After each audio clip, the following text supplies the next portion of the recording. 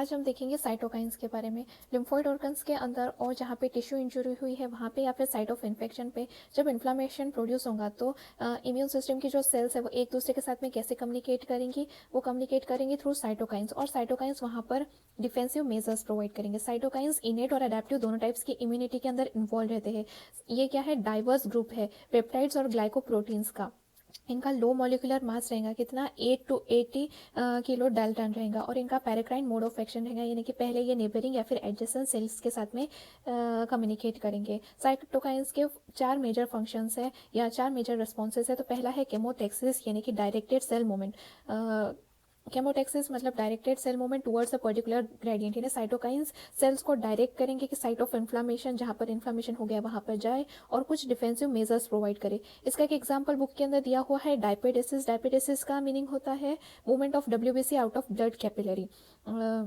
और केमोटेक्सिस नहीं, ऐसे साइटोकाइंस जो कि केमोटेक्सिस कर रहे हैं तो उन्हें हम केमोकाइंस बोलेंगे। तो आप कंफ्यूज मत होइएगा केमोटेक्सिस में और केमोकाइंस और साइटोकाइंस के अंदर।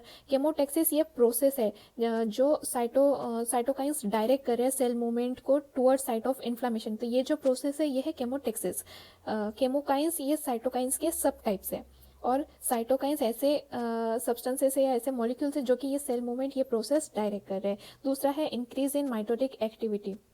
तो साइटोकाइंस क्या करेंगे, जो ल्यूकियोसाइट है इनकी माइटोटिक एक्टिविटी बढ़ा देंगे, किसके अंदर, लोकली भी और बोन मैरो के अंदर भी। तीसरा इनका काम रहेगा स्टिमुलेशन या फिर suppression of lymphoid activity in adaptive immunity, यानी ये क्या करेंगे, स्टिमुलेट करेंगे या सप्रेस करेंगे लिम्फोसाइट की एक्टिविटी को, किसके अंदर, अडेप्टिव इम्यूनिटी जो कि लिम्फोसाइट की वजह से रहती है, तो उससे सप्रेस करेंगे या फिर स्टिमुलेट करेंगे। तो ऐसे साइटोकाइंस जो ये इफेक्ट कर रहे हैं या फिर यानी स्टिमुलेट या सप्रेस कर रहे हैं लिम्फोसाइट की एक्टिविटी को, उनको हम इंटरल्यूकिन्स कहेंगे। चौथा इनका फंक्शन रहता है कि ये क्या करेंगे, फाइगोसाइटोसिस या फिर डायरेक्टेड सेल किलिंग को स्टिमुलेट करेंगे, जो कि इनेट इम्यून सेल्स करती है।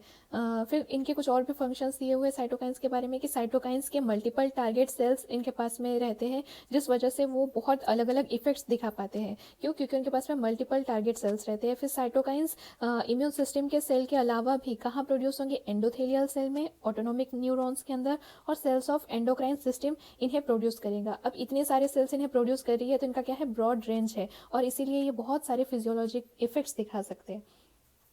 नेक्स्ट है एंटीजन और एंटीबॉडीज़ के बारे में। तो एंटीजन क्या है, ऐसे मॉलिक्यूल्स है जो कि अडेप्टिव इम्यून सिस्टम रिकॉग्नाइज करेगा और फिर इम्यून रिस्पॉन्स इलिसाइट करेगा। तो ऐसे मॉलिक्यूल्स जो कि अडेप्टिव इम्यून सिस्टम रिकॉग्नाइज कर रहा है और कोई इम्यून रिस्पॉन्स इलिसिट कर रहा है तो उन्हें हम कहेंगे एंटीजन। एंटीजन के अंदर सोल्यूबल मॉलिक्यूल्स रह सकते हैं जैसे कि प्रोटीन, पॉलीसेकेराइड, या फिर ऐसे मॉलिक्यूल्स रह सकते हैं जो कि कोई इंटैक्ट सेल के कंपोनेंट है। ये सेल कौन सी हो सकती है, बैक्टीरिया की सेल हो सकती है, प्रोटोजोआ हो सकता है, या फिर कोई ट्यूमर सेल। तो इनके अगर ये कंपोनेंट है तो ऐसा भी कोई एंटीजन हो सकता है। फिर नेक्स्ट दिया हुआ है हमें इपिटोप्स के बारे में, जिसे एंटीजेनिक डिटर्मिनेंट भी कहते हैं। ये क्या होते हैं, ये स्मॉल, इनके पास में स्मॉल मॉलिकुलर डोमेन रहता है एंटीजन का। यानी इपिटोप्स क्या है, ये एंटीजन का मॉलिकुलर डोमेन है जो कि इम्यून सिस्टम की सेल्स रिकॉग्नाइज करेंगे और उनके साथ में बाइंड कर लेंगे, यानी एंटीबॉडीज इपिटोप्स के थ्रू एंटीजन को बाइंड कर लेंगे। या फिर मैं अगर सिंपली कहूँ आपको, एकदम सिंपली, इपिटोप्स यानी कि ये कंबाइनिंग साइट है एंटीजन की। जैसे कि देख लीजिए, ये है एंटीजन और ये है इसकी इपिटोप, यहाँ से ये पर्टिकुलर एंटीबॉडी को कंबाइन हो रहे हैं, तो ये है इपिटोप। आगे दिया हुआ है हमें इम्यून रिस्पॉन्स के बारे में कि 2 टाइप्स के इम्यून रिस्पॉन्सेज रह सकते हैं, एक रहता है सेलुलर और एक है ह्यूमरल। तो सेलुलर इम्यून रिस्पॉन्स किसके वजह से रहता है, लिम्फोसाइट। इसके अंदर लिम्फोसाइट एंटीजन को एलिमिनेट करेंगे। सेलुलर इम्यून रिस्पॉन्स को हम सेल मीडिएटेड इम्यूनिटी भी कहते हैं। इसके अंदर पर्टिकुलरली टी लिम्फोसाइट इन्वॉल्व रहते हैं। दूसरा है ह्यूमरल इम्यून रिस्पॉन्स, जिसके अंदर एंटीबॉडी एलिमिनेट करेंगे या फिर डिस्ट्रॉय करेंगे एंटीजन को, और इसे ही हम ह्यूमरल मीडिएटेड इम्यूनिटी भी कहते हैं। ये बी लिम्फोसाइट की वजह से होती है। आगे दिया हुआ है एंटीबॉडीज़ के बारे में।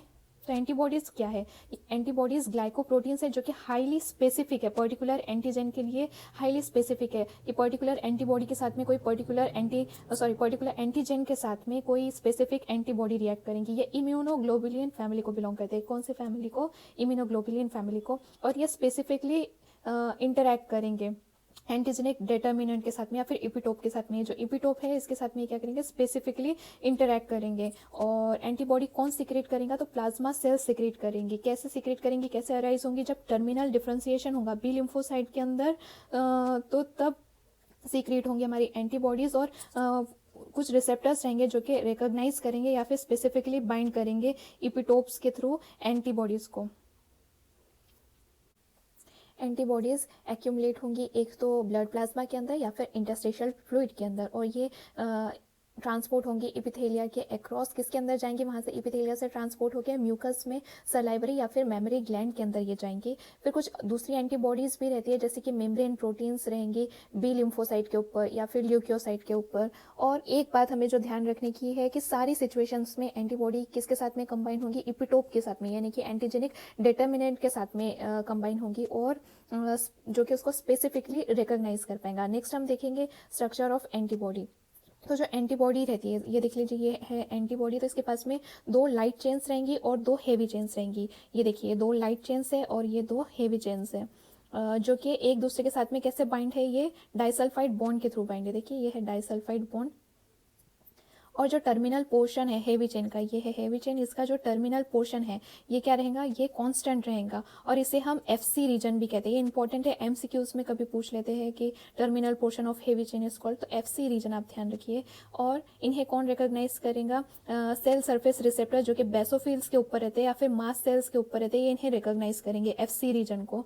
और जो 110 अमीनो एसिड है टर्मिनल चेन के ऊपर, यानी कि ये ऊपर वाले साइड में हेवी चेन के भी और लाइट चेन के भी ऊपर वाला जो रीजन है 110 अमीनो एसिड का, ये क्या रहेगा, ये वेरिएबल रहेगा। नीचे वाला कांस्टेंट था, ऊपर वाला वेरिएबल है, अलग अलग रहेगा। तो इसे हम फैब रीजन भी कहते हैं या फिर फैब पोर्शन भी कहते हैं। और जो ये वेरिएबल पोर्शन, ये एक हेवी चेन बनाएंगे और एक लाइट चेन बनाएंगे, तो इसे हम एंटीजन बाइंडिंग साइट कहते हैं। तो देखिए ये है एंटीजन बाइंडिंग साइट, ये एक हेवी चेन बना रही है और एक लाइट चेन बना रही है, एक हेवी चेन और एक लाइट चेन बना रही है। तो ये ध्यान रखिए कि हर एंटीबॉडी के पास में 2 एंटीजन बाइंडिंग साइट है, एक यहाँ पर एक यहाँ पर। जब कोई पर्टिकुलर एंटीजन आएगा तो बी लिम्फोसाइट क्या हो जाएंगे, एक्टिवेट हो जाएंगे अगेंस्ट स्पेसिफिक एंटीजन। फिर क्या होगा, जो डीएनए सीक्वेंस कोड कर रही है इस रीजन के लिए, तो उसके अंदर कुछ रिकॉम्बिनेशन और रीअरेंजमेंट आ जाएगा, और बी लिम्फोसाइट जो है वो पर्टिकुलर एंटीजन के लिए कोई एंटीबॉडी प्रोड्यूस करेंगे।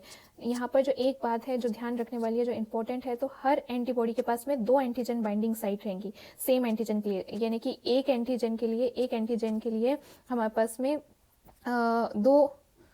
दो एंटीजन बाइंडिंग साइट रहेंगी।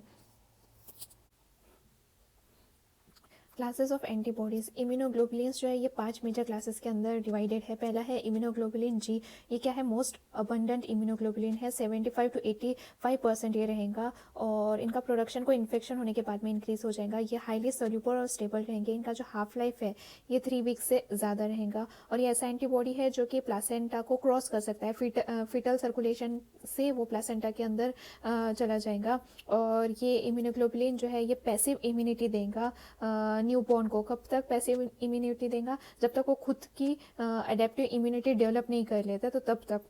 फिर दूसरा है इम्यूनोग्लोबुलिन ए, ये प्रेजेंट रहेगा सारे एक्सोक्राइन सिक्रीशंस के अंदर, और ये डायमेरिक फॉर्म के अंदर एग्जिस्ट होता है। इनके पास में एच चेन्स रहती है जो जिसके 2 मोनोमर्स रहते हैं, और जो एच चेन्स रहती है वो कैसे यूनाइटेड रहती है, जे चेन्स के थ्रू। तो ये देखिए इसका फिगर दिया हुआ है, तो ये जो 2 एच चेन्स है, ये एच चेन्स है हेवी चेन्स, तो ये एक जे चेन के थ्रू यूनाइटेड है। तो ये दो मॉलिक्यूल, ये एक एंटीबॉडी है, ये दूसरा एंटीबॉडी है, तो ये 2 मोनोमर्स है जो कि ज्वाइंट रहेंगे।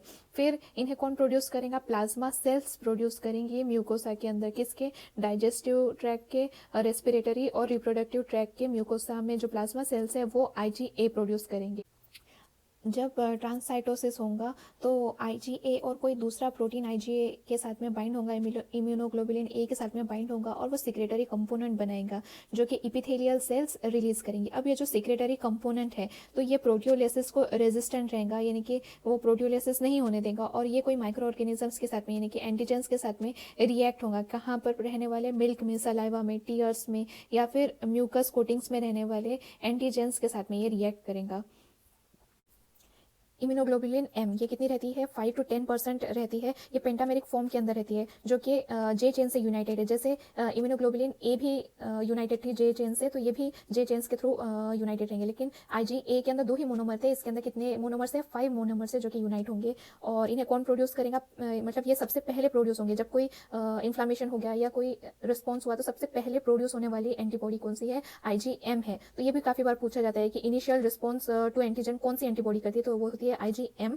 फिर ये क्या है, मोस्ट इफेक्टिव एंटीबॉडी है इन एक्टिवेटिंग कॉम्प्लीमेंट सिस्टम।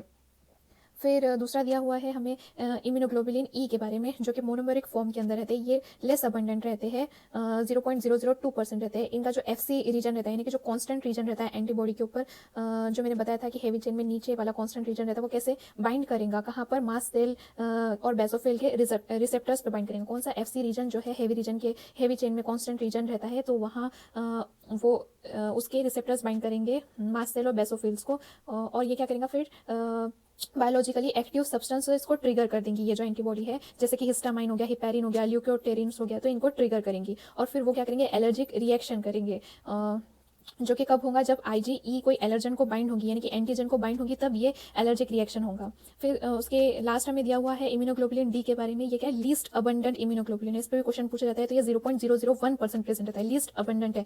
ये भी मोनोमेरिक फॉर्म में रहेगा, जैसे IgE मोनोमेरिक फॉर्म में था, तो ये भी मोनोमेरिक फॉर्म के अंदर है। और जो मोनोमर्स है IgD के, तो वो बी लिम्फोसाइट के सरफेस पे बाइंड हो जाएंगे। और इम्यूनोग्लोबुलिन डी और इम्यूनोग्लोबुलिन एम दोनों मिलकर क्या करेंगे, वो एक्ट करेंगे एंटीजन रिसेप्टर्स के तौर पे, और फिर वो बीटा सेल को एक्टिवेट कर देंगे और फिर बीटा सेल्स ट्रिगर हो जाएंगे। तो ये था एंटीबॉडीज़ के बारे में। ये बुक के अंदर एक टेबल दिया हुआ है एंटीबॉडी के बारे में। तो ये देखिए IgG हमने सब ये देख लिया। तो IgM देखिए कैसे पेंटामेरिक फॉर्म में है, जो कि जे चेन से ये सारे पेंटामर्स एक दूसरे को अटैच है। फिर IgA के अंदर भी जे चेन से, देखिए 2 मोनोमर्स है। और इसके अंदर IgD जो है वो लीस्ट अबंडेंट है। फिर इनके फंक्शंस देख लीजिए कि IgG जो है वो एक्टिवेट करेगा फाइगोसाइटोसिस और एंटीजेंस को न्यूट्रलाइज करेगा। IgM जो है ये पहला एंटीबॉडी है जो कि प्रोड्यूस होगा, मतलब जब भी कोई इन्फेक्शन होगा तो सबसे पहला इनिशियल इम्यून रिस्पॉन्स कौन करेगा, IgM करेगा। IgA जो है वो म्यूकोसा के अंदर रहेगा, रेस्पिरेटरी डाइजेस्टिव ट्रैक्ट के अंदर। और IgD जो है ये क्या करेगा, एंटीजेनिक रिसेप्टर बी सेल्स को, ये बी लिम्फोसाइट्स को ट्रिगर कर देगा उनका एक्टिवेशन। IgE जो है ये पैरासिटिक वॉर्म्स को और पार्टिसिपेट करेगा एलर्जिक रिएक्शंस के अंदर।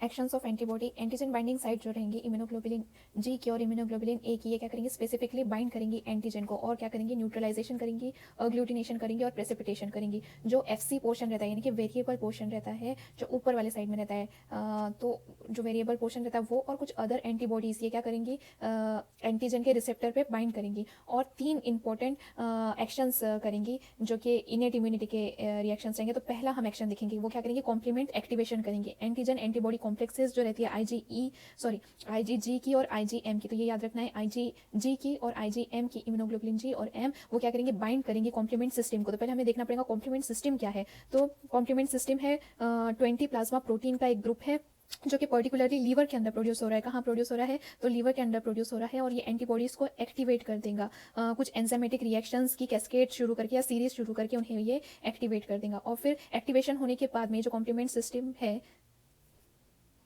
ये एक्टिवेट होने के बाद में क्या करेगा, जो मेम्ब्रेन है इन्वेडिंग सेल की, एंटीजन की जो मेम्ब्रेन है उसे रप्चर कर देगा और उनका ग्रुप या क्लम्प फॉर्म कर देगा। सपोज बैक्टीरियल सेल्स वगैरह है कुछ, तो उनमें क्लम्प्स फॉर्म हो जाएंगे और ये फिर ल्यूकोसाइट का अराइवल वहाँ पर एक्टिवेट कर देगा। दूसरा है फिर ऑप्सनाइजेशन होगा। ऑप्सनाइजेशन क्या है देखते हैं। तो ये क्या है, ऐसी एबिलिटी है जिसके थ्रू जो रिसेप्टर्स रहते हैं माइक्रोफेजेस के, न्यूट्रोफिल्स के और इओसिनोफिल्स के, ये क्या कर पाएंगे, एंटीजेंस को रिकॉग्नाइज कर पाएंगे और बाइंड कर पाएंगे। किसके साथ में, एंटीबॉडीज़ के साथ में। जो FC पोर्शन रहेगा, यानी कि जो वेरिएबल पोर्शन रहेगा एंटीबॉडीज़ का, वहाँ पे एंटीजन बाइंड हो जाएंगे और वो मतलब FC पोर्शन के ऊपर जो एंटीजन है वो एंटीबॉडी के साथ में अटैच हो जाएंगे। तो ऑप्सनाइजेशन प्रोसेस के अंदर क्या होगा, रिसेप्टर्स माइक्रोफेजेस, न्यूट्रोफिल्स और इओसिनोफिल्स के ऊपर रहेंगे, वो FC पोर्शन के ऊपर बाइंड हो जाएंगे। वहाँ पे उनका फाइगोसाइटोसिस होगा और ल्यूकोसाइट करेंगे ये फाइगोसाइटोसिस। फिर नेचुरल किलर सेल एक्टिवेशन के अंदर क्या होगा, जो एंटीबॉडीज़ है एंटीबॉडीज़ जो है वो बाइंड हो जाएंगी एंटीजन के साथ में, जो कि वायरस इन्फेक्टेड सेल के ऊपर प्रेजेंट है, और उन्हें लिम्फोसाइट रिकॉग्नाइज कर लेंगे और नेचुरल किलर सेल से कहेंगे कि वहाँ पर जाइए, परफोरिन और ग्रेंजाइम, ये एंजाइम ध्यान में रखनी है, ये दोनों परफोरिन और ग्रेंजाइम्स सिक्रेट करेंगे। और फिर क्या होगा, जो इन्फेक्टेड सेल रहती है वो और कुछ दूसरी रिसेप्टर्स वो मिलकर इनका क्या करेंगे, अपोप्टोसिस करेंगे। नेक्स्ट वाली वीडियो में हम देखेंगे एंटीजन प्रेजेंटिंग सेल के बारे में।